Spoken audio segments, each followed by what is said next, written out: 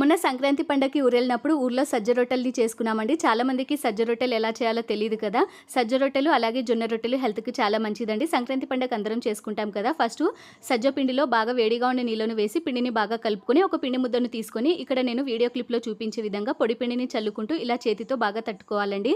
అలాగే రొట్టెలు సైడ్‌లో క్రాక్స్ రాకుండా ఉండాలంటే ఇలా ఇంకొక చేతిని పెట్టుకొని మనము రొట్టెల్ని చేసుకోవాలి. ఒకవేళ పిండి చేతికి అతుకున్నట్టుగా ఉంటే పొడి పిండిని అద్దుకుంటూ రొట్టెల్ని చేసుకోవాలి. ఇలా చేసుకున్న ఈ రొట్టెని వేడిగా ఉండే తవ్వ పైన వేసి నీళ్ళను అప్లై చేసుకొని ఇంకొక వైపు కూడా ఫ్లిప్ చేసుకొని రొట్టెల్ని బాగా కాల్చుకోవాలి. అలాగే మనము సంక్రాంతి పండగకి సజ్జ రొట్టెల్లో నువ్వులు వేసి చేస్తాం కదండీ! సో, ఆ రొట్టెల్ని కూడా చేసుకున్నాము.